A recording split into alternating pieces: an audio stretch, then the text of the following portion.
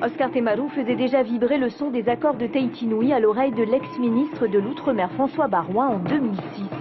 20 ans de partenariat État-pays pour développer la Polynésie, avec à la clé un référendum sur l'indépendance. Les accords de Nouméa, c'est quelque chose qui nous convient très très bien. Et je pense que M. Foss avait essayé à l'époque aussi de demander les accords de Nouméa. Des accords de Tahiti Nui à l'image de ceux de la Calédonie. Fini l'indépendance pure et dure, exit l'État associé, place à la préparation de l'indépendance avec le soutien financier de Paris. Les autonomistes ont toujours refusé. Les accords de Tahiti Nui seraient une erreur.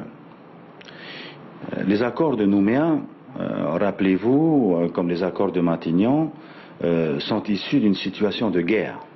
Et voilà qu'après 14 ans d'idéologie affirmée, le leader du Tavini fait 2 pas en arrière. Les accords de Tahiti Nui, il n'en veut plus. C'est un piège qu'il faut éviter. Depuis 2013, le 17 mai, notre pays a été réinscrit sur la liste des pays à décoloniser, donc nous avons le soutien de la communauté internationale. C'est l'accession de notre pays à l'indépendance d'abord. Je dirais que les accords de Matignon, les accords de Nouméa étaient un piège pour le FLNKS. L'indépendance d'abord, sur fond de dette nucléaire, le débat est reparti.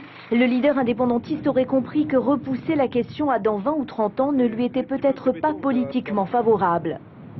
Effectivement, Oscar Temaru comprend que pour les indépendantistes, il s'agissait de mettre de côté l'idéologie indépendantiste pendant à peu près 30 ans, et que là, évidemment, ce n'était pas à leur avantage. Quant à l'exemple donné par Oscar Temaru d'indépendance réussie au Vanuatu, le politologue rappelle que l'archipel fait partie des PMA, ou pays les moins avancés, comme ceux du tiers-monde. PMA, ça veut dire État dépendant de la solidarité internationale. Donc, à mon avis, cet exemple est plutôt effrayant que rassurant.